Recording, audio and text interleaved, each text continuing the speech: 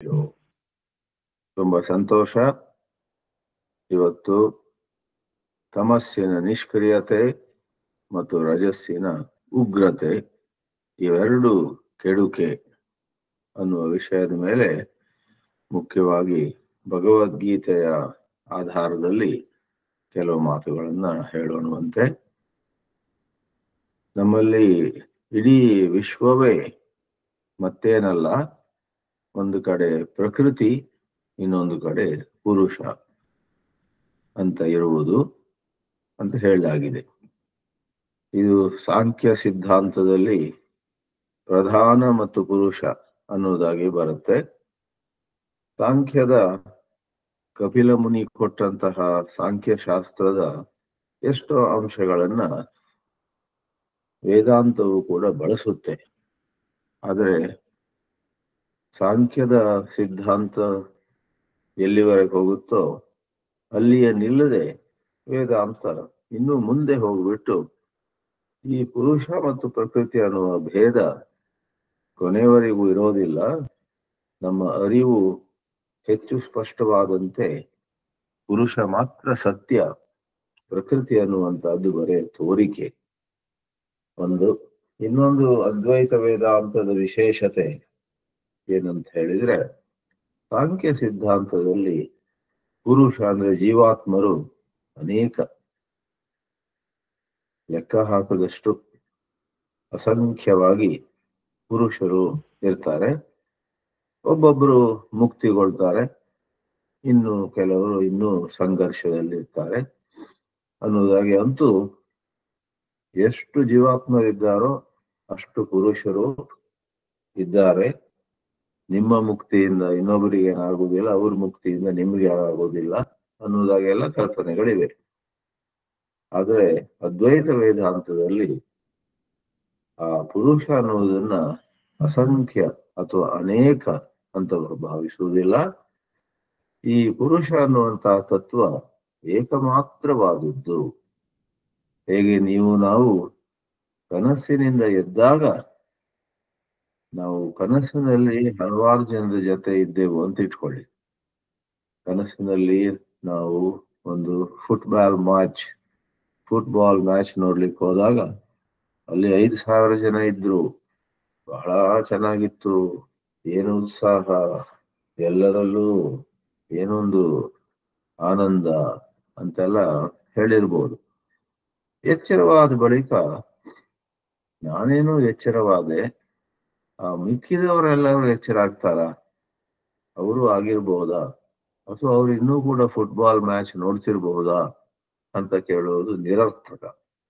ಅಲ್ಲಿದ್ದದ್ದು ನಾವು ಮಾತ್ರ. ನಮ್ಮ ಮನಸ್ಸನ್ನುವಂತಹದ್ದು ಅನೇಕತೆಯನ್ನ ಸೃಷ್ಟಿಸಿತು ಅಂತ ನಾವು ಅರಿತೀವಿ. ಎಷ್ಟೋ ಬೇರೆ ಮಂದಿಯೂ ಇದ್ದಾರೆ ಅನ್ನುವ ಕಲ್ಪನೆಯನ್ನ ಬಿಟ್ಬಿಡ್ತೀವಿ. ಆದ್ರಿಂದ ಇದೊಂದು ವಿಸ್ಮಯಕಾರಿಯಾದ ವಿಷಯ. ಇತರರು ಮತ್ತು ನಾವು ಅನ್ನುವಂತಹ ಭೇದವೂ ಕೂಡ ಮನಕಲ್ಪಿತ ಅಂತ ಅದ್ವೈತ ವೇದಾಂತದಲ್ಲಿ ಬರುತ್ತೆ. ಅದು ಸಾಂಖ್ಯದಲ್ಲಿ ಅದು ಬರುವುದಿಲ್ಲ. ಆದ್ರಿಂದ ಸಾಂಖ್ಯಕ್ಕೂ ಮತ್ತು ವೇದಾಂತಕ್ಕೂ ಕೆಲವು ವ್ಯತ್ಯಾಸಗಳಿವೆ. ವೇದಾಂತವು ಸಾಂಖ್ಯ ಎಲ್ಲಿ ನಿಲ್ಲುತ್ತೋ ಅಲ್ಲಿಂದ ಎಷ್ಟೋ ಹೆಜ್ಜೆಗಳು ಮುಂದೆ ಕೂಡ ಹೋಗುವಂತಹದ್ದು ಅಂತ ಹೇಳಬಹುದು. ಪ್ರಸ್ತುತ ವಿಷಯದಲ್ಲಿ ಸತ್ವ, ರಜಸ್ ಮತ್ತು ತಮಸ್ ಅನ್ನುವಂತಹ 3 ಗುಣಗಳನ್ನ ಸಾಂಖ್ಯ ಸಿದ್ಧಾಂತವು ಹೇಳಿರುತ್ತೆ. ಭಗವಾನ್ ಶ್ರೀಕೃಷ್ಣ ಸಾಂಖ್ಯದ ಎಷ್ಟೋ ಅಂಶಗಳನ್ನ ಸ್ವೀಕರಿಸ್ತಾನೆ ಮತ್ತು ಅವುಗಳು ಬಹಳ ಸಹಾಯಕ ಅನ್ನುವುದಾಗಿ ಕೂಡ ಪರಿಗಣಿಸ್ತಾನೆ. ಇಂತಹ ಸಂದರ್ಭದಲ್ಲಿ ಭಗವದ್ಗೀತೆಯಲ್ಲಿ ಈ ಗುಣಗಳ ಬಗ್ಗೆ ಹೆಚ್ಚು ಚಿಂತನೆ ಬೇರೆಲ್ಲೂ ಅಲ್ಲ, 14ನೇ ಅಧ್ಯಾಯದಲ್ಲಿ ಇರುತ್ತೆ. 14ನೇ ಅಧ್ಯಾಯ ಚತುರ್ದಶ ಅಧ್ಯಾಯ. ಅಲ್ಲಿ 27 ಶ್ಲೋಕಗಳಲ್ಲಿ ನಮ್ಮನ್ನ ನಾವು ಅರಿಯೋದಕ್ಕೆ, ಪ್ರಪಂಚವನ್ನ ಅರಿಯೋದಕ್ಕೆ, ಬೇರೆ ಬೇರೆ ಜನರನ್ನ ಅರ್ಥ ಮಾಡ್ಕೊಳ್ಳಿಕ್ಕೆ ಸಹಾಯಕವಾಗುವ ರೀತಿಯಲ್ಲಿ ಈ ಗುಣಗಳ ಒಂದು ವಿಮರ್ಶೆ ಇದೆ. ಮೊದಲನೇದಾಗಿ 5ನೇ ಶ್ಲೋಕದಲ್ಲೇ ಭಗವಂತ ಶ್ರೀಕೃಷ್ಣ ಸ್ಪಷ್ಟವಾಗಿ ಹೇಳ್ತಾರೆ, ಸತ್ವಂ ರಜಃ ತಮಃ ಇತಿ ಗುಣಾಃ ಪ್ರಕೃತಿ ಸಂಭವಾಃ ನಿಬಧ್ನಂತಿ ಮಹಾಬಾಹೋ ದೇಹೇ ದೇಹಿನಂ ಅವ್ಯಯಂ. ಎಲ್ಲ ದೇಹಗಳಲ್ಲಿಯೂ ನಾವೆಲ್ಲರೂ ದೇಹಿ ಆಗಿ ಇದ್ದೀವಿ. ದೇಹ ಅಂದ್ರೆ ಶರೀರ, ದೇಹಿ ಅಂದ್ರೆ ಆ ಶರೀರದಲ್ಲಿ ಇರುವಂತಹ ಜೀವಾತ್ಮ. ಈ ದೇಹದಲ್ಲಿ ಇರುವಂತಹ ಜೀವಾತ್ಮನು ಮುಕ್ತಿಯನ್ನ ಬಿಡುಗಡೆಯನ್ನ ಬಯಸ್ತಾನೆ. ಆದರೆ ಆ ಜೀವಾತ್ಮನಿಗೆ ಬಿಡುಗಡೆ ಸಿಕ್ಕದಿದ್ದ ಹಾಗೆ ಮಾಡಿ ಅವನನ್ನ ಚೆನ್ನಾಗಿ ಕಟ್ಟಿ ಹಾಕುವಂತಹದ್ದೇನಾದ್ರೂ ಇದ್ರೆ ಅದು ಬೇರೆ ಏನಲ್ಲ, ಸತ್ವಂ ರಜಃ ತಮಃ ಇತಿ ಗುಣಾಃ. 3 ಗುಣಗಳು. ಅವುಗಳಲ್ಲಿ ಒಂದೊಂದೇ ಗುಣವನ್ನು ಮತ್ತೆ ಶ್ರೀಕೃಷ್ಣ ವಿವರಿಸ್ತಾನೆ. ಸತ್ವವನ್ನಂತೂ ತುಂಬಾ ಹೊಗಳ್ತಾನೆ. ಸತ್ವದಲ್ಲಿ ಸುಖ ಸಂಗ ಉಂಟಾಗುತ್ತೆ. ತತ್ರ ಸತ್ವಂ ನಿರ್ಮಲತ್ವಾತ್ ಪ್ರಕಾಶಕಂ ಅನಾಮಯಂ ಸುಖ ಸಂಗೇನ ಬಧ್ನಾತಿ ಜ್ಞಾನ ಸಂಗೇನ ಅನಘ. ಓ ಪಾಪವಿಲ್ಲದಂತಹ ಅರ್ಜುನನೇ, ಈ 3 ಗುಣಗಳ ಪೈಕಿ ಸತ್ವ ಅನ್ನುವಂಥದ್ದು ನಿರ್ಮಲ, ಅಲ್ಲಿ ಯಾವ ದೋಷ ಇರುವುದಿಲ್ಲ. ಸತ್ವ ಅನ್ನುವಂಥದ್ದು ಇದ್ದದ್ದನ್ನ ಇರುವ ಹಾಗೆ ನೋಡುವಂತ ಒಂದು ಸಾಮರ್ಥ್ಯವನ್ನ ಹೊಂದಿರುತ್ತೆ. ಆದ್ರಿಂದ ಪಕ್ಷಪಾತ ಮತ್ತು ವಿಕೃತವಾದಂತಹ ದೃಷ್ಟಿ ಅವೆಲ್ಲ ಇಲ್ಲಿ ಇರುವುದಿಲ್ಲ. ನಿರ್ಮಲತ್ವ ಪ್ರಕಾಶಕಂ ಅನಾಮಯಂ, ಅಲ್ಲಿ ಯಾವ ರೋಗ ರುಜಿನಗಳಿರುವುದಿಲ್ಲ. ಅನಾಮಯ ಮತ್ತು ಪ್ರಕಾಶಕವಾದದ್ದು. ನಮಗೆ ಎಲ್ಲ ಪರಿಸ್ಥಿತಿಗಳಲ್ಲೂ ಕೂಡ ಸರಿ ಯಾವುದು ತಪ್ಪು ಯಾವುದು ಅನ್ನೋದನ್ನ ಸ್ಪಷ್ಟವಾಗಿ ನೋಡುವ ಶಕ್ತಿ, ನೋಡುವ ಸಾಮರ್ಥ್ಯ, ತಾಕತ್ತನ್ನ ಈ ಸತ್ವ ಕೊಡುತ್ತೆ. ಅದರಿಂದ ಸತ್ವನ್ನ ಹೊಗಳಿದ್ದಾರೆ. ಶ್ರೀರಾಮಕೃಷ್ಣ ಪರಮಹಂಸರು ಒಂದು ಕಥೆಯನ್ನು ಹೇಳ್ತಾ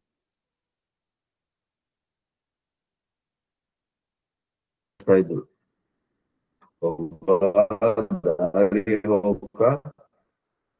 ಕಾಡಿನ ಮಧ್ಯೆ ಹೋಗ್ತಾ ಇದ್ದ. ಅವರು ಹೇಳಿದ್ರು, ಜೋಪಾನ, ಅಲ್ಲೆಲ್ಲ ಕಾಡು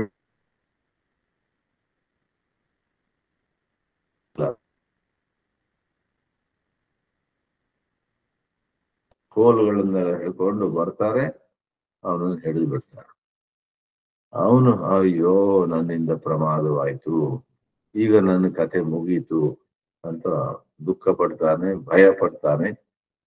ಅವರು ಅವನಲ್ಲಿದ್ದಂತಹ ಏನೇನು ಯಾವುದಾದ್ರೂ ಬೆಲೆ ಬಾಳುವ ಎಲ್ಲ ವಸ್ತುಗಳನ್ನ, ಅವನ ಹಣವನ್ನ, ಅವನ ಒಳ್ಳೆ ಬಟ್ಟೆಯನ್ನು ಕೂಡ ಕಿತ್ತು ಅವನನ್ನ ಕೊಲ್ಬೇಕಂತ ಹೊರಟಿರ್ತಾರೆ. ಚೂರಿ ಇರುತ್ತೆ ಅವ್ರ ಕೈಯಲ್ಲಿ. ಒಬ್ಬ ಅಂತೂ ಹೇಳ್ತಾನೆ, ಇವನನ್ನ ಈಗಲೇ ಕೊಲ್ಲೋದು ಒಳ್ಳೇದು, ನಾಳೆ ಕೊಲ್ತೇವೆ ಅಂತ ಅಥವಾ ಆಮೇಲೆ ಕೊಲ್ತೇವೆ ಅಥವಾ ಹಾಗೆ ಬಿಡೋಣ ಅಂದ್ರೆ ಅದು ಬಹಳ ಅಪಾಯಕಾರಿ.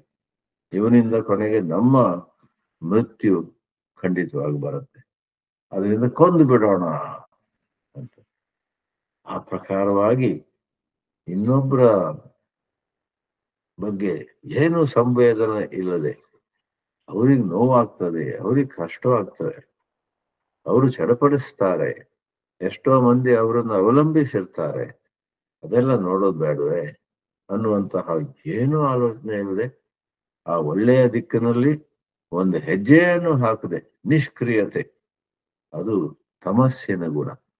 ಆ 3ರಲ್ಲಿ ಒಬ್ಬ ಕಳ್ಳ ಇವನನ್ನ ಕೊಂದೇ ಬಿಡ್ಬೇಕೀಗ ಅಂತ ಹೇಳ್ತಾನಲ್ಲ, ಅವನು ತಮಸ್ಸನ್ನ ಪ್ರತಿನಿಧಿಸ್ತಾನೆ. ಇನ್ನೇನು ಹಾಗೆ ಮಾಡ್ಬೇಕಂತ ಹೊರಟಿರ್ತಾರೆ. ಆದ್ರೆ 2ನೇ ಕಳ್ಳ ಹೇಳ್ತಾನೆ, ಒಂದ್ ನಿಮಿಷ ಇವನ್ ನಮ್ಗೆ ಏನು ಕೆಡುಕನ್ ಮಾಡಿಲ್ಲ, ಇವನು ನಮ್ಗೆ ಯಾವ ರೀತಿಯಲ್ಲೂ ತೊಂದರೆ ಕೊಟ್ಟಿಲ್ಲ. ಅದರಿಂದ ಕೊಲ್ಲುವಷ್ಟು ಮಟ್ಟಿಗೆ ನಾವು ಹೋಗ್ಬಾರ್ದು. ಇವನನ್ನ ಕೊಲ್ಲುವ ಅವಶ್ಯಕತೆ ಇಲ್ಲ.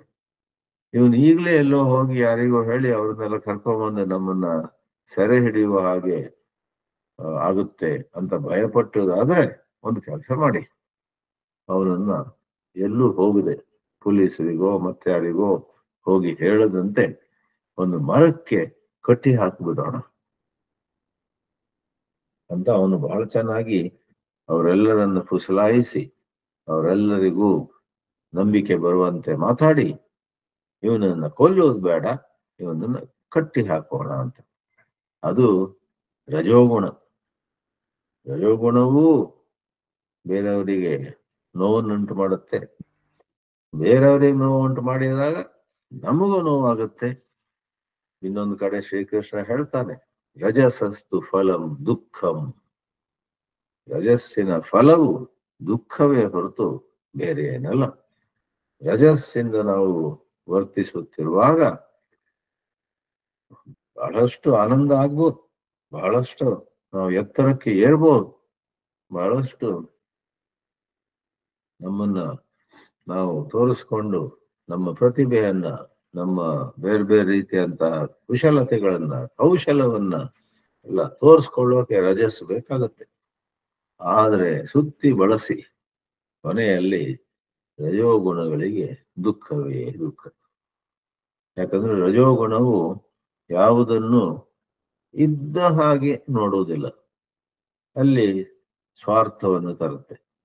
ಸರಿ, ಚೆನ್ನಾಗಿದೆ, ಆದ್ರೆ ಇದರಿಂದ ನನಗೇನು ಸಿಗತ್ತೆ ಅಂತ, ನಾನು, ನನ್ನದು, ನನ್ನ ಅಹಂಕಾರ, ನನ್ನ ಅಭಿಮಾನ, ನನ್ನ ಪ್ರತಿಷ್ಠೆ ಇತ್ಯಾದಿ ಎಲ್ಲ ಬರೋದು ರಜೋಗುಣದಲ್ಲೇ. ಆದ್ರಿಂದ ರಜೋಗುಣವು ದುಃಖವನ್ನು ತರುತ್ತೆ ಅಂತ ಅದ್ರ ಬಗ್ಗೆ ಸಂಶಯ ಇರಬಾರದು. ರಜೋ ರಾಗಾತ್ಮಕಂ ವಿದ್ಧಿ ತೃಷ್ಣಾ ಸಂಗ ಸಮುದ್ಭವಂ ತನ್ನಿಬಧ್ನಾತಿ ಕೌಂತೇಯ ಕರ್ಮ ಸಂಗೇನ ದೇಹಿನಂ. ಈ ರಜೋಗುಣ ಅನ್ನುವಂಥದ್ದು ದೇಹಿಯನ್ನ, ಜೀವಾತ್ಮವನ್ನ ಕಟ್ಟಿ ಹಾಕಿಬಿಡುತ್ತೆ. ಯಾವ ತರ ಕಟ್ಟಿ ಹಾಕುತ್ತೆ? ಕರ್ಮ ಸಂಗೇನ. ಮಾಡಿದಷ್ಟು ಇನ್ನೂ ಮಾಡೋದಿರುತ್ತೆ, ಇನ್ನೂ ಮಾಡ್ಬೇಕು, ನಾನು ಇನ್ನೂ ಮಾಡ್ಬೇಕು.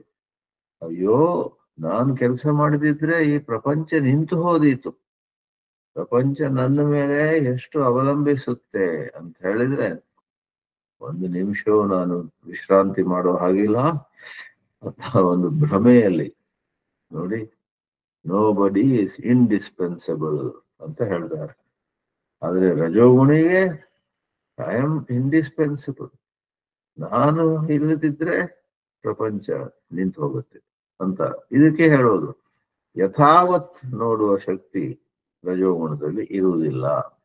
ಅಯಥಾವತ್, ಹೇಗೆ ಇಲ್ಲವೋ ಆ ರೀತಿ ಪ್ರಪಂಚವನ್ನ ನೋಡುವ ಸ್ವಭಾವ, ನೋಡುವಂತಹ ಪ್ರವೃತ್ತಿ ರಜೋಗುಣದಲ್ಲಿ ಇರುತ್ತೆ. ಆ ಕಥೆಯಲ್ಲಿ ಮತ್ತೇನಾಗುತ್ತೆ? ಅವನನ್ನು ಕಟ್ಟಿ ಹಾಕ್ತಾರೆ. ಕಟ್ಟಿ ಹಾಕಿದ ನಂತರ ಅವರು 3 ಕಳ್ಳರು ಹೋಗೋಣ ಹೋಗೋಣ, ನಾವು ಇಲ್ಲಿಂದ ಹೊರಟು ಹೋಗೋಣ ಅಂತ ಹೋಗ್ತಾರೆ. ಇವನು ಆ ಮರದ ಜೊತೆ ಇದ್ದಾನೆ, ಬಂಧನದಲ್ಲಿದ್ದಾನೆ, ಅಳ್ತಾನೆ. ಎಂತ ಗತಿನ, ಇಷ್ಟರೊಳಗೆ ನನ್ನ ತಂಗಿ ಮನೆ ಮುಟ್ತಿದ್ದೆ, ಇವರು ಇಲ್ಲಿ ಕಟ್ಟಿ ಹಾಕಿ. ನನ್ನ ಹಳ್ಳಿಯಿಂದ ಹೊರಟು ನನ್ನ ತಂಗಿಯ ಮನೆ ಹೋಗುವಾಗ ಮಧ್ಯದಲ್ಲಿ ಕಾಡು ಬಂದಿದೆ, ಆ ಕಾಡಿನಲ್ಲಿ ನನಗೆ ಇಂಥ ದುರವಸ್ಥೆ ಆಯ್ತಲ್ಲ ಅಂತ ಅಳ್ತಿರ್ತಾರೆ. ಆಗ ಅವನು ಅಳುವಾಗಲೇ ಸ್ವಲ್ಪ ಹೊತ್ತೊಳಗೆ ಆ 2ನೇ ಕಳ್ಳ ಓಡೋಡಿ ಬರ್ತಾನೆ. ಒಬ್ಬನೇ ಬಂದು, ಆ 2ನೇ ಕಳ್ಳ ಅಲ್ಲ, ಯಾರು ಇನ್ನೊಬ್ಬ, 3ನೇವನು ಮೆತ್ತಗ್ ಬರ್ತಾನಲ್ಲಿ. ಅಯ್ಯೋ ರಾಮ ರಾಮ, ನನ್ ಬಿಟ್ರು ಅಂದ್ಕೊಂಡ್ರೆ ಇವನು ಬಂದೀಗ ಇವನು ಕೊಂದಾಕ್ತಾನ ಅಂತ ಈ ದಾರಿ ಹೋಕ ಪಯಣಿಗ ಭಯ ಪಡುವಾಗ ಆ 3ನೇ ಕಳ್ಳ ಒಳ್ಳೆಯವನು.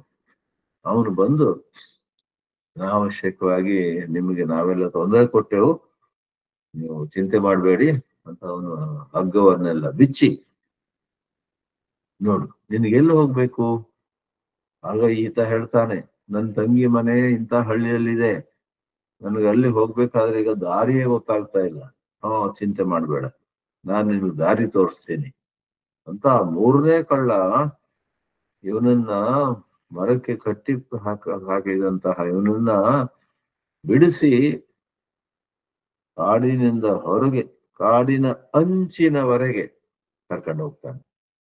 ಆಗ ಇವನಿಗೆ ತುಂಬಾ ಸಂತೋಷ ಆಗುತ್ತೆ, ನೆಮ್ಮದಿ ಆಗುತ್ತೆ, ತುಂಬಾ ಕೃತಕೃತ್ಯತೆ, ಸಾರ್ಥಕತೆ. ಅಂತೂ ಈ ಮೂರನೇ ಕಳ್ಳನ ಬಗ್ಗೆ ಬಹಳ ಒಂದು ಒಳ್ಳೆ ಅಭಿಪ್ರಾಯ ಆಗಿ, ನೀನು ನನ್ನ ಜೊತೆ ಬಾ, ನನ್ನ ತಂಗಿ ಮನೆಯಲ್ಲಿ ನಾನು ತಂಗಿಗೆ ಹೇಳ್ತೀನಿ, ನಿನಗೊಂದು ಒಳ್ಳೆ ಊಟ ಹಾಕ್ಸಿ ಉಪಚಾರ ಮಾಡೋಣವಂತೆ ಅಂತ. ಆಗ ಮೂರನೇ ಕಳ್ಳ ಹೇಳ್ತಾನೆ, ಇಲ್ಲ ಇಲ್ಲ ಇಲ್ಲ, ನನ್ನ ಒಳ್ಳೆತನ ಎಲ್ಲ ಈಗ ಮುಗೀತು, ಈಗ ಮತ್ತೆ ನಾನು ಆ ಇಬ್ರ ಜೊತೆ ಸೇರಿ ಮಾಡಬಾರ್ದು ಕೆಲಸ ಮಾಡ್ಬೇಕಾಗತ್ತೆ, ನಾನು ಊರಿಗೆಲ್ಲ ಬರೋದಿಲ್ಲ, ನಾವೆಲ್ಲ ಕಾಡದಲ್ಲಿ ಇರ್ಲಿಕ್ಕೆ ಇರುವವರು, ನಮ್ಗೆ ಕಾಡೇ ಮನೆ ಅಂತ ಹೇಳಿ ಅವನು ಹೊರಟೋಗ್ಬಿಡ್ತಾನೆ. ಈ ಕಥೆಯನ್ನ ಹೇಳಿ ಶ್ರೀರಾಮಕೃಷ್ಣರು ತಿಳಿಸ್ತಿದ್ರು. ತಮಸ್ ಅನ್ನುವಂತಹದ್ದು ಕೊಲ್ಲು, ನನ್ನ ಮುಗಿಸಿಬಿಡು ಅನ್ನುವಂತ ರೀತಿ ಅಷ್ಟು ಇನ್ಸೆನ್ಸಿಟಿವ್, ಕ್ರೂವಲ್, ಸಂವೇದನಶೀಲತೆ ಇಲ್ಲ ಮತ್ತು ಕ್ರೌರ್ಯ ಇದೆ. ಬೇರೆ ಕಡೆಯಲ್ಲಿ ಆಲಸ್ಯ ಹೇಳ್ತಾರೆ. ಶ್ರೀಕೃಷ್ಣನೇ ಇಲ್ಲಿ 8ನೇ ಶ್ಲೋಕದಲ್ಲಿ ತಮಸ್ತು ಅಜ್ಞಾನಜಂ ವಿದ್ಧಿ ಮೋಹನಂ ಸರ್ವದೇಹಿನಾಂ ಪ್ರಮಾದ ಆಲಸ್ಯ ನಿದ್ರಾಭಿಃ ತನ್ನಿಬಧ್ನಾತಿ ಭಾರತ. ತಮಸ್ಸನ್ನುವಂತಹದ್ದು ಅದು ಹುಟ್ಟಿರುವುದೇ ಅಜ್ಞಾನದಲ್ಲಿ, ಅಜ್ಞಾನದಿಂದ ಹುಟ್ಟಿರುವುದು, ನಮ್ಮನ್ನು ಅಜ್ಞಾನದಲ್ಲಿಯೇ ಕೂಡಿಸ್ಬೇಕು, ಅಜ್ಞಾನದಿಂದ ನಾವು ಆಚೆ ಬರಬಾರದು ಅನ್ನುವಂತ ದಿಕ್ಕಿನಲ್ಲಿ ಈ ತಮಸ್ಸು ಮೋಹನಂ, ನಮ್ಮನ್ನ ಮೋಹಗೊಳಿಸ್ಬಿಡುತ್ತೆ, ಬೇರೆ ಬೇರೆ ರೀತಿಯಲ್ಲಿ ಮೋಹಗೊಳಿಸ್ಬಿಡುತ್ತೆ.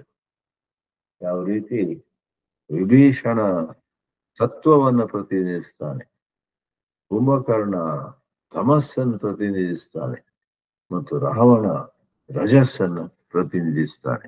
ಮೂರೂ ಜನ ಅಣ್ಣ ತಮ್ಮಂದಿರು. ಅದು ಒಬ್ಬ ನೋಡಿ ತಮ ಪ್ರಧಾನ, ಇನ್ನೊಬ್ಬ ರಜ ಪ್ರಧಾನ, ಆದ್ರೆ ಮತ್ತೊಬ್ಬ ವಿಭೀಷಣ ಅನ್ನೋನು ಆ ಅಸುರರ ಮಧ್ಯೆ ಇದ್ರೂ ಕೂಡ ಅವನಿಗೆ ರಾಮ ಭಕ್ತಿ ಇರುತ್ತೆ. ಹಗಲು ರಾತ್ರಿ ರಾಮನನ್ನು ಧ್ಯಾನಿಸುತ್ತಾ ಕೊನೆಗೆ ಆ ಯುದ್ಧದ ಸಮಯದಲ್ಲಿ ಬಂದು ರಾಮನಿಗೆ ಶರಣಾಗತಿಯಾಗಿ ಶರಣು ಹೋಗಿ ರಾಮನ ಕಡೆಗೆ ಇರ್ತಾನೆ ಅವನು. ಅದರಿಂದ ಅವನು ಉಳಿತಾನೆ, ರಾಜ್ಯವೂ ಕೂಡ ಚಂದದ ರೀತಿಯಲ್ಲಿ ನಂತರ ಅವನ ರಾಜ್ಯ ಲಂಕೆ ಅದು ಮುಂದುವರಿಯುತ್ತೆ. ಈ ಪ್ರಕಾರ ತಮಸ್ಸನ್ನುವಂತಹದ್ದು ಪ್ರಮಾದ, ಎಲ್ಲ ತಪ್ಪು ಮಾಡುವಂಥದ್ದು, ಮಾಡಬೇಕಾದದ್ದನ್ನ ಮಾಡದೆ ತಪ್ಪಾಗಿ ಮಾಡೋದು, ತಪ್ಪಾದಂತಹ ಮಾತುಗಳು ನಮ್ಮ ಬಾಯಿಯಿಂದ ಹೊರಗೆ ಬರ್ತಾ ಇದ್ರೆ, ತಪ್ಪಾದ ನಿರ್ಧಾರಗಳನ್ನು ನಾವು ತಕೊಳ್ತಾ ಮುಂದೆ ಹೋಗ್ತಾ ಇದ್ರೆ ಅಲ್ಲಿ ತಮಸ್ಸು ಪ್ರವರ್ತಿಸ್ತಾ ಇದೆ ಅಂತ ಭಾವಿಸ್ಬೇಕು. ಆಲಸ್ಯ, ಸೋಮಾರಿತನ, ಇವತ್ತು ಮಾಡಬೇಕಾದದ್ದು ನಾಳೆ ಮಾಡಿದ್ರಾಯ್ತು, ನಾಳೆ ಮಾಡಬೇಕಾದದ್ದು ಮುಂದಿನ ವಾರ ಮಾಡೋಣ ಅನ್ನೋದಾಗಿ ಆಲಸ್ಯ. 4 ಜನರಿಗೆ ಉಪಕಾರ ಮಾಡೋದು ಬಿಡಿ, ತನಗೆ ಬೇಕಾದದ್ದನ್ನೇ ತಾನು ತಗೊಳ್ಳೋದಿಲ್ಲ, ತಗೊಂಬರೋಕೆ ಉದ್ಯುಕ್ತನಾಗುವುದಿಲ್ಲ. ಈ ರೀತಿ ಆಲಸ್ಯದಿಂದ ಎಷ್ಟೋ ಅವಕಾಶಗಳೆಲ್ಲ ಕಳೆದೋಗ್ತವೆ. Laziness makes us miss so many opportunities. ಅದರಿಂದ ಇನ್ನಷ್ಟು ದುಃಖ, ಇನ್ನಷ್ಟು ನಿರಾಶೆ, ಇನ್ನಷ್ಟು ಬೇಸರ ಎಲ್ಲ ಬರುತ್ತೆ. ಆದ್ರಿಂದ ತಮಸ್ಸು ಅನ್ನೋದು ಬಹಳ ಅಪಾಯಕಾರಿ. ಶ್ರೀರಾಮಕೃಷ್ಣರೇ ಮತ್ತೊಂದು ಕಡೆ ಈ ತಮಸ್, ರಜಸ್, ಸತ್ವ ಮತ್ತು ಈ ಮೂರನ್ನು ದಾಟಿರುವಂತಹ ಗುಣಾತೀತ ಸ್ಥಿತಿಯನ್ನ ಬಣ್ಣಿಸ್ತಾರೆ. ಅದಕ್ಕೊಂದು ದೃಷ್ಟಾಂತವನ್ನು ಕೊಟ್ಟು ಒಂದು 3 ಮಹಡಿಗಳಿರುವಂತಹ ಮನೆಯನ್ನ ಊಹಿಸಿ, ground floor, first floor, second floor, ಅದರ ಮೇಲೆ ಹೋದ್ರೆ ಟೆರೇಸ್ ಇದೆ. ಯಾವಾಗ ಒಬ್ಬ ಗ್ರೌಂಡ್ ಫ್ಲೋರ್ ಇಂದ ಮೆಟ್ಟಿಲುಗಳನ್ನು ಹತ್ತಿ ಫಸ್ಟ್ ಫ್ಲೋರಿಗೆ ಬರ್ತಾನೋ ಅವಾಗ್ಲೇ ಅವನು ಕಿಟಕಿಗಳಿಂದ ಹೊರಗೆ ನೋಡುವಾಗ ಅಥವಾ ಬಾಲ್ಕನಿಗೆ ಬಂದು ನೋಡಿದ್ರೆ ಅವನಿಗೆ ಹೆಚ್ಚು ವಿಶಾಲವಾದಂತಹ ದೃಷ್ಟಿ ಸಿಗುತ್ತೆ. ಅವನು ಅಲ್ಲಿಂದ ಮತ್ತೆ ಹೋಗಿ ಸತ್ವ ಅನ್ನುವಂತಹ 3ನೇ ಮಹಡಿಯಲ್ಲಿ ನಿಂತ್ರೆ, ಅಥವಾ ground floor, first floor, second floor ಅಂತೀವಲ್ಲ ನಾವು, ಸೆಕೆಂಡ್ ಫ್ಲೋರ್ ಅಲ್ಲಿಗೆ ಬಂದು ಅದು ಸತ್ವ. ಅಲ್ಲಿ ಕಿಟಕಿಗಳಿಂದಾಗ್ಲಿ ಅಥವಾ ಬಾಲ್ಕನಿಯಿಂದಾಗಲಿ ಆಚೆ ನೋಡಿದಾಗ ಮತ್ತಷ್ಟು ವಿಶಾಲವಾದ ದೃಷ್ಟಿ, ಹೆಚ್ಚು ದೂರ ಕೂಡ ನೋಡ್ಲಿಕ್ಕೆ ಬರುತ್ತೆ, ಯಾವ ಅಡೆತಡೆ ಇರೋದಿಲ್ಲ. ಇದಲ್ಲದೆ ಆ ಒಂದು ಕಟ್ಟಡದ ದೃಷ್ಟಾಂತವನ್ನು ಕೊಟ್ಟು ಬಿಲ್ಡಿಂಗ್ ಎಕ್ಸಾಂಪಲ್ ಹೇಳ್ತಾರೆ. ಅವನು ಟೆರೇಸಿಗೆ ಹೋದ್ರೆ ಆ ಟೆರೇಸ್ ಮೇಲೆ 3 ಮಹಡಿಗಳಿಗಿಂತ ಮೇಲಿನ ಒಂದು ಸ್ತರದಲ್ಲಿ ಅಲ್ಲಿ ನಿಂತಾಗ ಸುತ್ತಮುತ್ತ ನೋಡಿದ್ರೆ ಒಂದು ಕಡೆ ಎಂಥ ವಿಶಾಲತೆ, ಇನ್ನೊಂದು ಕಡೆ ಈತನಿಗೂ ಕೂಡ ಯಾವ ಗೋಡೆಗಳು ಅವನನ್ನ ಪ್ರತಿಬಂಧಿಸುವುದಿಲ್ಲ. No door, no walls limit him ಅಂತ ಸ್ಥಿತಿ. ಅದು ಜೀವನ್ಮುಕ್ತ, ಗುಣಾತೀತ, ಅವನೇ ಸ್ಥಿತ ಪ್ರಜ್ಞ, ಅವನೇ ಯೋಗಿ, ಅವನೇ ತಪಸ್ವಿ, ಅವನೇ ಮುನಿ ಅನ್ನೋದಾಗೆಲ್ಲ ಬರುತ್ತೆ ಮಾತು. ನೋಡಿ, ಶ್ರೀರಾಮಕೃಷ್ಣರು ಬಹಳ ಸರಳವಾದ ವ್ಯಕ್ತಿಯರು. ಬರೀ 50 ವರ್ಷ ಬದುಕಿದ್ರಷ್ಟೇ. 1833ರಲ್ಲಿ ಹುಟ್ಟಿದವರು 1836ರಲ್ಲಿ ಹುಟ್ಟಿದವರು 1886ಕ್ಕೆ ದೇಹ ತ್ಯಾಗ ಮಾಡಿದ್ರು. ಆ 50 ವರ್ಷದ ಒಂದು ಬದುಕಿನಲ್ಲಿ ಎಷ್ಟು ಮಂದಿಯನ್ನ ಪ್ರಭಾವಿಸಿದ್ರು, ಮತ್ತು ವಿವೇಕಾನಂದರೇ ಮುಂತಾದ ಒಂದಿಷ್ಟು ಸನ್ಯಾಸಿಗಳಿಗೆ, ಅಥವಾ ಸನ್ಯಾಸಿಗಳು ಆಮೇಲೆ ಆಗ್ತಾರೆ ಅವರು, ಯುವಕರಿಗೆ ಎಂಥ ಒಂದು ಪ್ರೇರಣೆ ಕೊಟ್ರು ಅಂದ್ರೆ ಶ್ರೀರಾಮಕೃಷ್ಣರು. ದಿ ರೆಸ್ಟ್ ಇಸ್ ಹಿಸ್ಟ್ರಿ ಅಂತಾರೆ ನೋಡಿ. ಇವರೆಲ್ಲ ಮುಂದೆ ಹೋಗಿ ಇತಿಹಾಸವನ್ನೇ ಸೃಷ್ಟಿಸ್ತಾರೆ. ಅದರಿಂದ ಅವರ ಪ್ಯಾರಬಲ್ಸ್, ಅವರ ಹೇಳುವಂತಹ ಕಥೆಗಳಲ್ಲಿ ಬಹಳ ಕಠಿಣವಾದ ವಿಷಯಗಳು ಕೂಡ ನಮಗೆ ತಿಳಿದು ಬರ್ತವೆ. ಆದ್ರಿಂದ ಭಗವದ್ಗೀತೆಯಲ್ಲಿ ಸತ್ವದಲ್ಲಿ ನಾವು ನಿಲ್ಲಬೇಕು, ಸಾತ್ವಿಕತೆಯನ್ನ ಬೆಳೆಸ್ಕೊಳ್ಬೇಕು. ಆಹಾರದಲ್ಲಾಗ್ಲಿ, ವಿಹಾರದಲ್ಲಾಗ್ಲಿ, ಮಾತಿನಲ್ಲಾಗ್ಲಿ, ಅಥವಾ ಬೇರೆ ಬೇರೆ ಸಾಧನಗಳ ಮೂಲಕ ನಮ್ಮಲ್ಲಿರುವ ರಜಸ್ಸು ಹೋಗುವುದು ಹೇಗೆ? ಒಂದು ವಿಧಾನ ಏನು ಗೊತ್ತೇ? ಯಾರು ತುಂಬಾ ಸಾತ್ವಿಕ ಇದ್ದಾರೋ ಅವ್ರ ಜೊತೆ ಹೆಚ್ಚು ಇರಬೇಕು, ಅವ್ರ ಜೊತೆ ಓಡಾಡಬೇಕು, ಅವರಿಗಾಗಿ ಕೆಲಸವನ್ನು ಮಾಡಬೇಕು. ಆಗ ಬಹಳ ಸಾತ್ವಿಕವಾದ ವ್ಯಕ್ತಿಗಳ ಪ್ರಭಾವ ನಮ್ಮ ಮೇಲೆ ಆಗ್ತದೆ. ಆಗ ರಜಸ್ಸು ಮತ್ತೆ ತಮಸ್ಸುಗಳು ಕಡಿಮೆ ಆಗ್ತವೆ. 2ನೇ ಅಧ್ಯಾಯದಲ್ಲಿ ಭಗವಂತ ಶ್ರೀಕೃಷ್ಣ ಒಂದು ಮಾತು ಹೇಳ್ತಾನೆ. ಅದು ಮೊದಲು ನಾನು ಕೇಳಿದಾಗ ನನಗೆ ಗಲಿಬಿಲಿಯಾಗಿತ್ತು. ಇದೇನು ಬಹಳ ವಿರೋಧಾಭಾಸ ಇದೆಯಲ್ಲ ಇಲ್ಲಿ ಅಂತ. ಏನದು? ಆ ಶ್ಲೋಕದಲ್ಲಿ 2ನೇ ಅಧ್ಯಾಯ 45ನೇ ಶ್ಲೋಕ ಅಲ್ಲಿ ಭಗವಂತ ಹೇಳ್ತಾನೆ, ತ್ರೈಗುಣ್ಯ ವಿಷಯ ವೇದಾಹ ನಿಸ್ತ್ರೈಗುಣ್ಯೋ ಭವಾರ್ಜುನ ನಿರ್ದ್ವಂದ್ವೋ ನಿತ್ಯ ಸತ್ವಸ್ಥೋ ನಿರ್ಯೋಗಕ್ಷೇಮ ಆತ್ಮವಾನ್. ವೇದ ಪೂರ್ವಕ್ಕೆ ಇಲ್ಲಿ ರೆಫರೆನ್ಸ್ ಇರೋದು, ವೇದಾಂತಕ್ಕಲ್ಲ. ವೇದ ಪೂರ್ವ ಸಂಖ್ಯೆಯಲ್ಲಿ, ಪರಿಮಾಣದಲ್ಲಿ ಅದೇ ಹೆಚ್ಚು.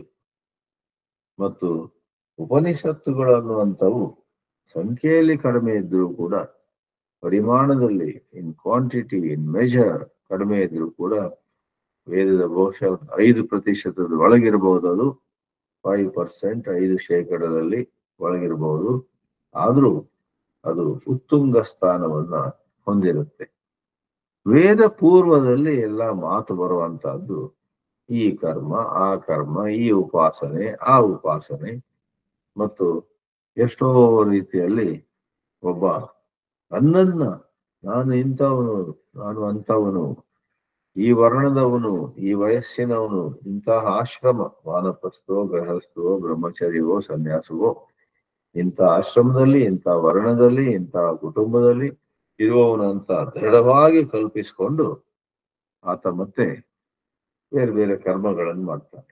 ಇದನ್ನು ಮಾಡಿದ್ರೆ ಆ ಫಲ ಇದೆ, ಇದನ್ನು ಮಾಡಿದ್ರೆ ಆ ಲಾಭ ಇದೆ ಅನ್ನೋದಾಗೆಲ್ಲ ಹೊರಡ್ತಾನೆ. ಆದ್ರಿಂದ ಅವನಲ್ಲಿ ಕರ್ಮವನ್ನು ಮಾಡುವಂತಹ ನಾನು ಕರ್ತೃ ಅನ್ನುವ ಭಾವ ದೃಢವಾಗಿರುತ್ತೆ. ಆದ್ರೆ ಇಲ್ಲಿ ಹೇಳಿದ ಹಾಗೆ ಭಗವಂತ ಶ್ರೀಕೃಷ್ಣ ಅರ್ಜುನಿಗೆ ಹೇಳ್ತಾನೆ, ಈ ವೇದ ಪೂರ್ವ ಅನ್ನುವಂತಹದ್ದು 4 ವೇದಗಳಿರಲಿ ಅಥವಾ 3 ಕೆಲವೊಮ್ಮೆ ಪರಿಗಣಿಸುವುದಿದೆ. ಆ ಎಲ್ಲ ಮಂತ್ರಗಳನ್ನ 3 ವರ್ಗೀಕರಿಸಲಿಕ್ಕೂ ಬರುತ್ತೆ, ಅಥವಾ ಅವುಗಳನ್ನು 4 ಪಂಗಡಗಳಲ್ಲಿ ಹಾಕ್ಲಿಕ್ಕೂ ಬರುತ್ತೆ. ಮಂತ್ರಗಳು ಅಷ್ಟೇ, ಅಲ್ಲಿ ಮಂತ್ರಗಳು ಕಡಿಮೆ ಎಲ್ಲ ಹೆಚ್ಚಿಲ್ಲ. ಆದ್ರೆ ಎಲ್ಲಾ ವೇದ ಮಂತ್ರಗಳನ್ನ ಋಗ್ವೇದ, ಯಜುರ್ವೇದ, ಸಾಮವೇದ ಅಂತ 3 ಬಗೆಯಾಗಿ ಕೂಡ ಮಾಡ್ಲಿಕ್ಕೆ ಬರುತ್ತೆ, ಅಥವಾ ಋಗ್ವೇದ, ಯಜುರ್ವೇದ, ಸಾಮವೇದ ಮತ್ತು ಅಥರ್ವವೇದ ಅಂತ 4 ಕೂಡ ಮಾಡ್ಲಿಕ್ಕೆ ಬರುತ್ತೆ. ಆ ವೇದ ಪೂರ್ವದಲ್ಲಿ ಎಲ್ಲ 3 ಗುಣಗಳ ಬಗ್ಗೆ ಹೇಳುವುದು ಹೊರತು ಗುಣಗಳನ್ನ ದಾಟಿರುವಂತಹ ಬ್ರಹ್ಮತತ್ವ ಅಲ್ಲಿ ತಿಳಿದು ಬರುವುದಿಲ್ಲ. ಅದರಿಂದ ಶ್ರೀಕೃಷ್ಣ ಹೇಳ್ತಾನೆ, ತ್ರೈಗುಣ್ಯ ವಿಷಯವ ವೇದ, ನೀನು ಮಾತ್ರ 3 ದಾಟಲಿಕ್ಕೆ ಪ್ರಯತ್ನ ಮಾಡು, ನಿಸ್ತ್ರೈಗುಣ್ಯೋ ಭವಾರ್ಜುನ. ಬಹಳ ಹಿಂದೆ 80ನೇ ಇಸ್ವಿ ಬಹುಶಃ ಈ ಶ್ಲೋಕವನ್ನೆಲ್ಲ ಓದಿದೆ.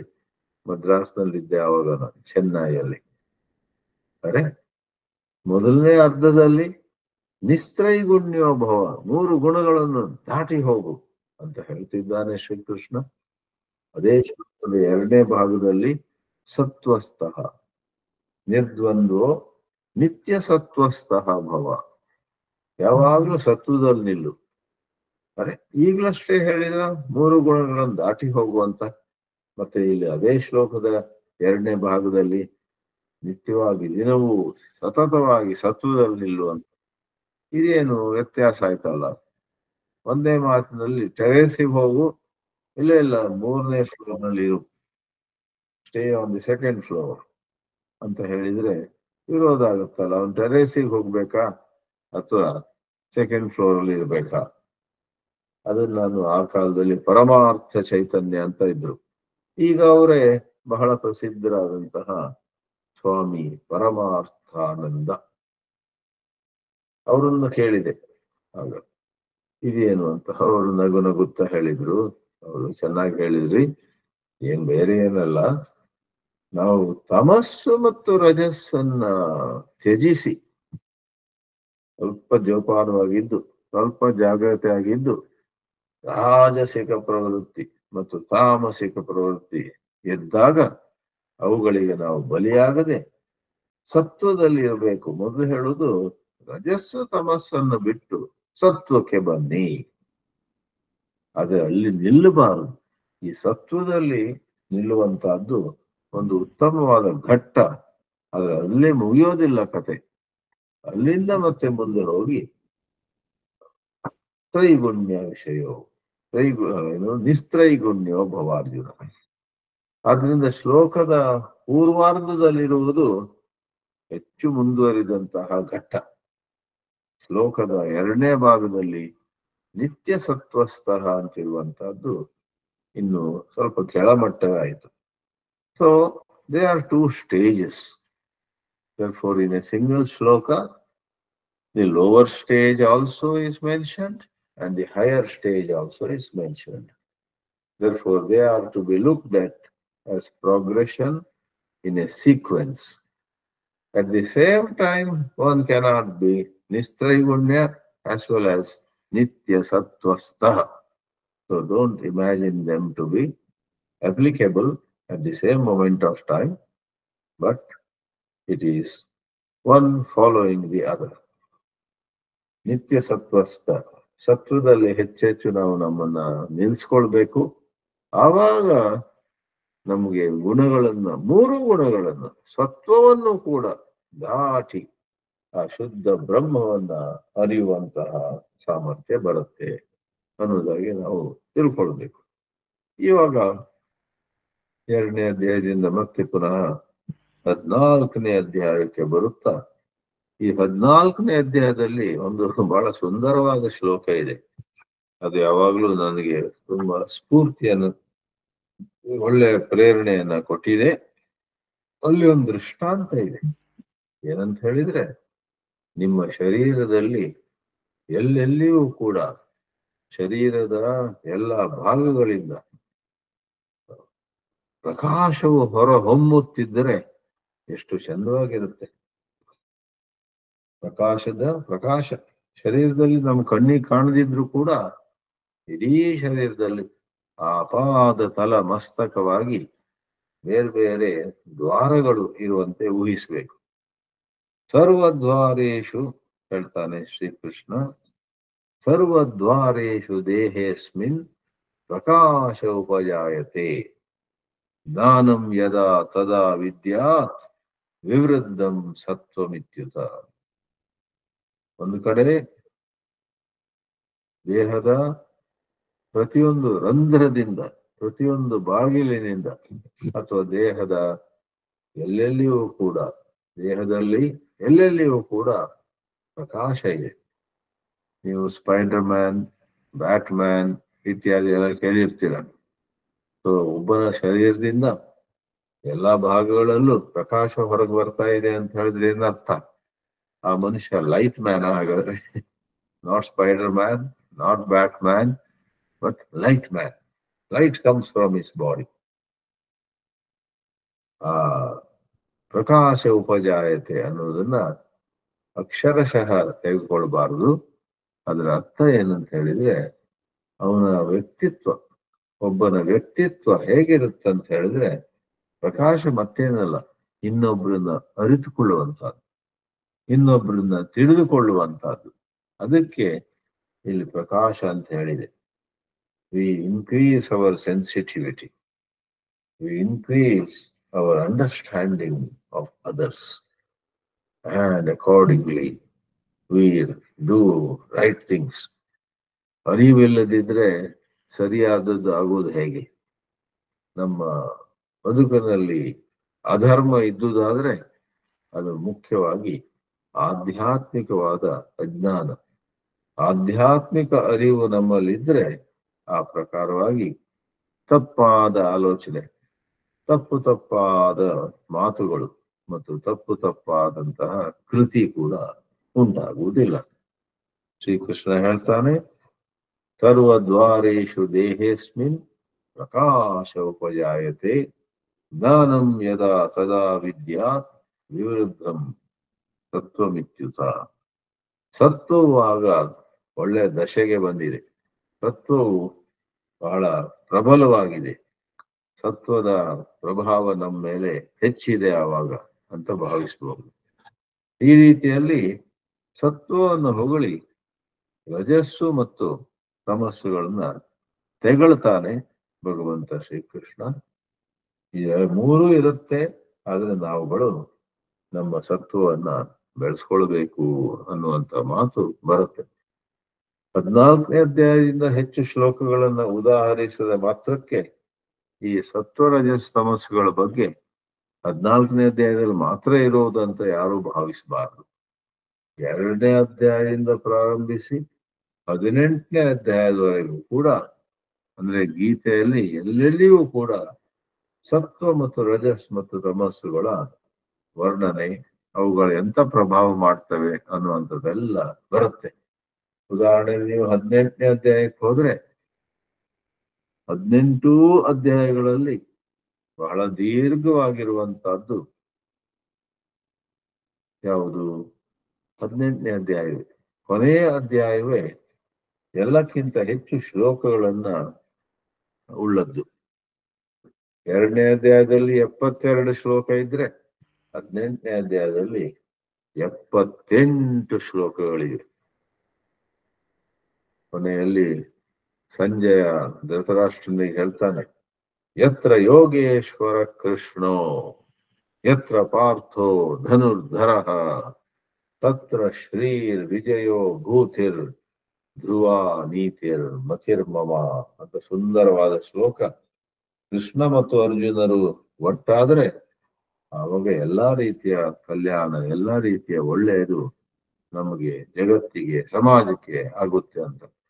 ಆ 18ನೇ ಅಧ್ಯಾಯದಲ್ಲಿ ಭಗವಂತ ಶ್ರೀಕೃಷ್ಣ ಹಲವಾರು ವಿಷಯಗಳನ್ನ ಸಾತ್ವಿಕವಾಗಿ ಇದನ್ನ ಇಟ್ಕೊಂಡ್ರೆ ಹೀಗಿರುತ್ತೆ, ರಾಜಸಿಕವಾಗಿದ್ದಾಗ ಈ ರೂಪವನ್ನು ತಾಳುತ್ತೆ, ತಾಮಸವಾಗಿದ್ದಾಗ ಅದ್ರ ಕಥೆ ಹೀಗೆ ಅನ್ನೋದಾಗಿ. ಉದಾಹರಣೆಗೆ ಯಜ್ಞ, ಸಾತ್ವಿಕ ಯಜ್ಞ, ರಾಜಸ ಯಜ್ಞ, ತಾಮಸವಾದ ಯಜ್ಞ. ಹಾಗೆಯೇ ದಾನ, ದಾನ ಮಾಡ್ತೀವಿ, ಎಷ್ಟೋ ಮಂದಿ ದಾನ ಮಾಡ್ತಾರೆ, ಆದ್ರೆ ಕೆಲವರು ಬರೀ ತೋರ್ಸ್ಕೊಳ್ಳೋಕೋಸ್ಕರ.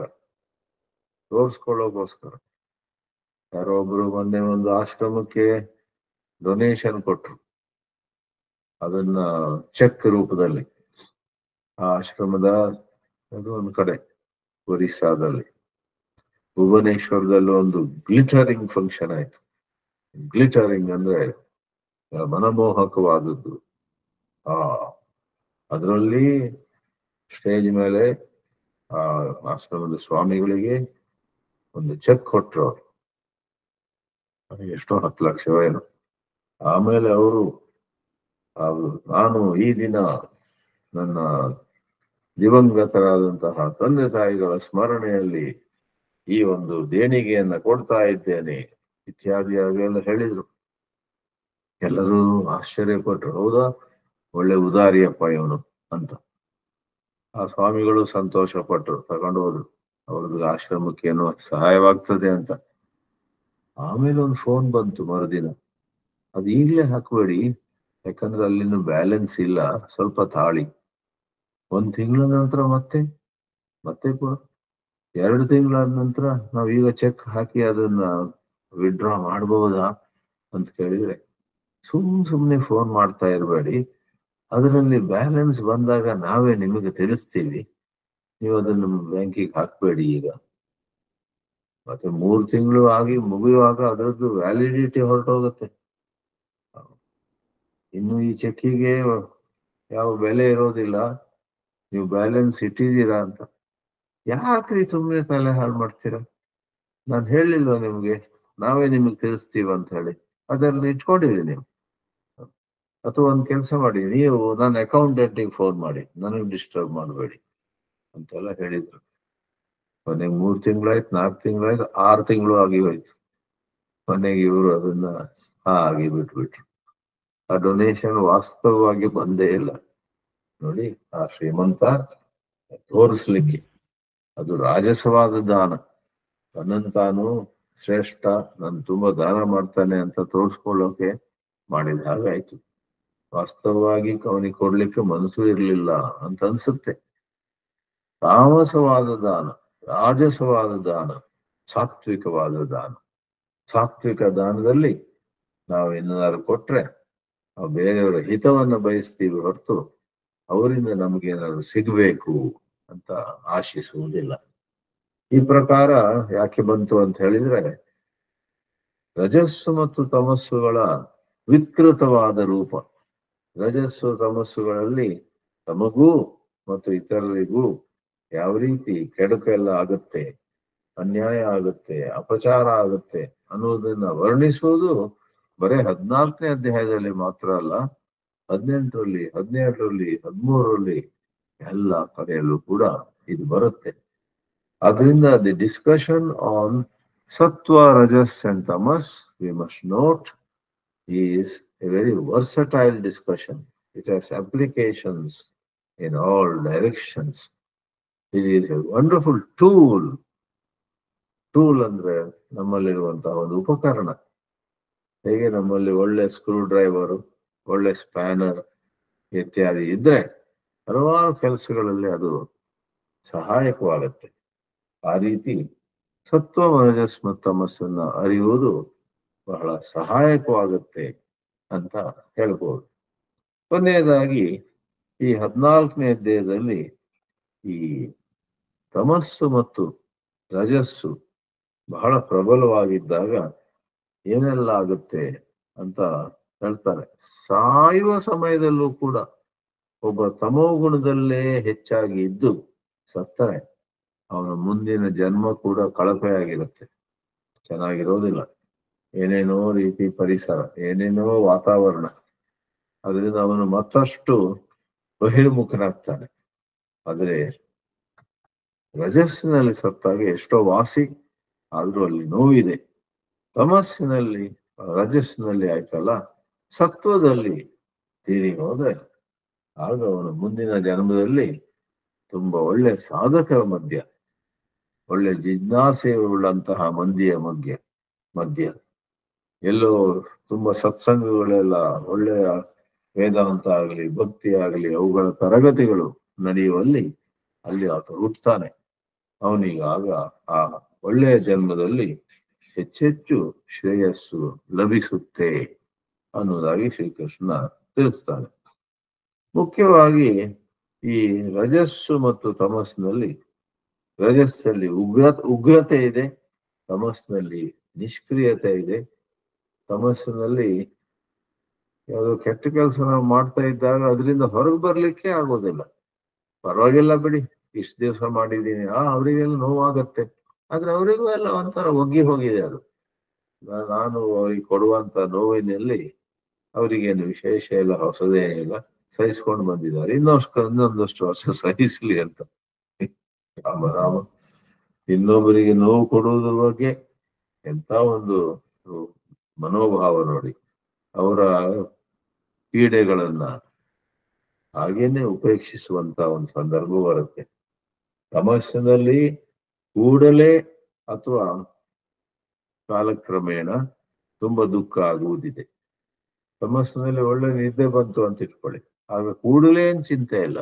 At that moment you are asleep, you slept 1 hour more, 2 hours more, 3 hours more. 2-3 ಗಂಟೆ ಸಾಮಾನ್ಯವಾಗಿ ಮಲಗುವುದಕ್ಕಿಂತ ಹೆಚ್ಚು ಮಲಗ್ತೀವಿ. ಆಗ ನಾನು ಮಲಗಿದ್ರೆ ಯಾರಿಗೆ ಏನ್ ಬಿದ್ದು ಹೋಗುತ್ತೆ, ನಾನು ಸುಖವಾಗಿದ್ದೀನಿ, ಅವರು ಎಲ್ಲ ತಮ್ಮ ಪಾಡಿಗಿದ್ದಾರೆ ಅಂತ ಹೇಳ್ಬೋದು. ಆದ್ರೆ ಹಾಗೆ ಸತ್ಯವಲ್ಲ. ಪ್ರಮಾದ ಅಂದ್ರೆ ತಪ್ಪಾಗಿ ಮಾಡುವಂತಹದ್ದು, ಹೆಚ್ಚು ನಿದ್ರಿಸಿದಾಗ, ಆಲಸ್ಯದ ಮಾಡಿದಾಗ ಕೊನೆಗೆ ಏನೆಲ್ಲ ನಾವು ಮಾಡ್ಬೇಕೋ ಅದ್ ಮಾಡ್ಲಿಕ್ಕೆ ಆಗೋದಿಲ್ಲ. ಆದ್ರಿಂದ ಕರ್ತವ್ಯ ಭ್ರಷ್ಟರಾಗ್ತೇವೆ ನಾವು, ಕರ್ತವ್ಯದಿಂದ ವಿಮುಖರಾಗ್ತೀವಿ.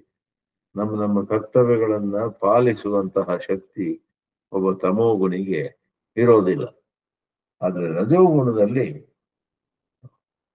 ಒಳ್ಳೆ ಸಕ್ರಿಯನಾಗಿರ್ತಾನ. ಅವನು ಸಕ್ರಿಯನಾಗಿದ್ರು ಕೂಡ ಅವನು ಕೂಡ ಕಾಲಕ್ರಮೇಣ ದುಃಖವನ್ನ ಅನುಭವಿಸ್ತಾನೆ.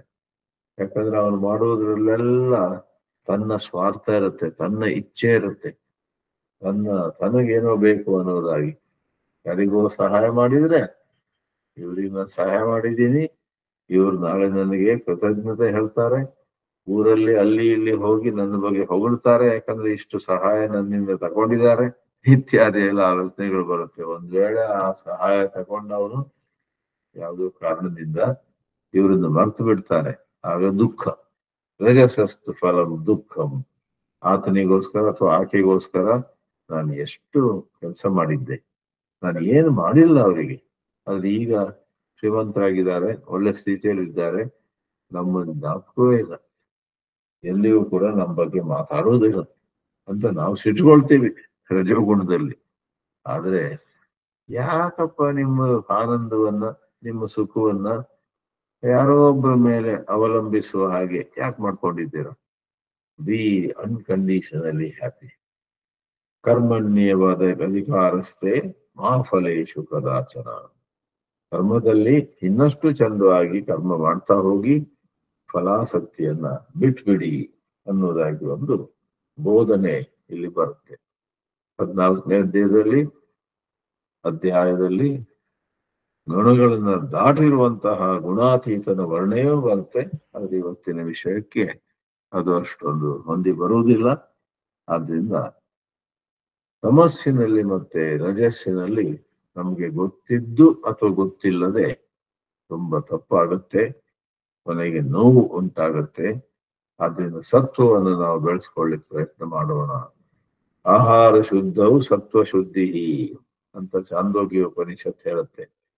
ಬರೇ ಬಾಯಿಯಿಂದ ಮಾಡುವಂತಹ ಊಟ ಅಲ್ಲ ಆಹಾರ ಅಂತ ಹೇಳಿದ್ರೆ. ಟೆಲಿವಿಷನ್ ನೋಡಿದ್ವಿ, ಒಂದಿಷ್ಟು ಏನೋ ವಿಷಯಗಳೆಲ್ಲ ನಮ್ಮ ಮನಸ್ಸಿಗೊಳಗೆ ಬಂದು, ಅಲ್ಲಿ ಹೋದ್ವಿ ಇಲ್ಲಿ ಹೋದ್ವಿ, ದುಸ್ಸಂಗದಲ್ಲಿ ಹೋಗಿ ಕೂತ್ಕೊಂಡ್ವಿ, ಕೆಟ್ಟವರು ಕೆಟ್ಟ ಕೆಟ್ಟ ಮಾತಾಡೋರಲ್ಲಿ ಕೂತ್ಕೊಂಡು ಅವ್ರ ಮಾತೆಲ್ಲ ಕೇಳ್ತೀವಿ, ಅದು ಒಂದು ಆಹಾರ. ಆಹ್ರಿಯತೆ ಇತಿ ಆಹಾರ. ಈ ರೀತಿಯಲ್ಲಿ ಈ ರಜಸ್ಸು ತಮಸ್ಸು ಹೆಚ್ಚಾಗ್ತಾ ಹೋಗ್ಲಿಕ್ಕೆ ಸಾಧ್ಯ ಇಲ್ಲ. ಆದ್ರೆ ಸತ್ಸಂಗದಲ್ಲಿದ್ದಾಗ, ಒಳ್ಳೆ ಕರ್ಮಗಳಲ್ಲಿದ್ದಾಗ ನಮ್ಮ ರಜಸ್ಸು ತಮಸ್ಸು ಕಡಿಮೆ ಆಗ್ಬಿಟ್ಟು ಸತ್ವವು ಹೆಚ್ಚಾಗುತ್ತೆ.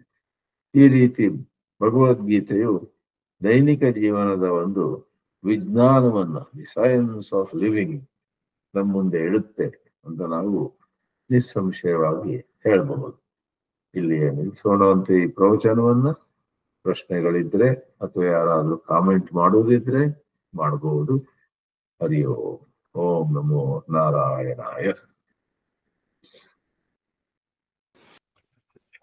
ಸ್ವಾಮೀಜಿ, ಹಾ, ಈ ರಜೋಗುಣ ತಮೋಗುಣ ಎರಡೂ ಕೆಟ್ಟದಾದ್ರೂ ಕೂಡ ರಜೋಗುಣ ಸ್ವಲ್ಪ ವಾಸಿ ಅಂತ ತಮೋಗುಣಕ್ಕಿಂತ. ಕುಂಭಕರ್ಣಂತರ ಇರೋರಿಗಿಂತ ಇಂದ್ರಜಿತ್ ತರ ಹೌದು, ಖಂಡಿತ. ಜಗತ್ನಲ್ಲಿ ಎಷ್ಟೋ ಸುಧಾರಣೆಗಳೆಲ್ಲ ರಜೋಗುಣಿಗಳಿಂದ ಆಗಿದೆ. ಆದ್ರಿಂದ ರಜೋಗುಣವನ್ನ ಕೆಲವೊಮ್ಮೆ ಅದು ಒಳ್ಳೆಯದು ಅಂತ ಹೇಳುವ ಇದೆ. ಸ್ವಾಮಿ ಚಿನ್ಮಯಾನಂದರು ಎಷ್ಟೋ ಸಾರಿ ಹೇಳ್ತಿದ್ರು, ಆಲಸಿಗಳಾಗಿ ಕೂತ್ಕೊಳ್ಬೇಡಿ, have some rajas in you ಅಂತ ಹೇಳ್ತಿದ್ರು. It is true.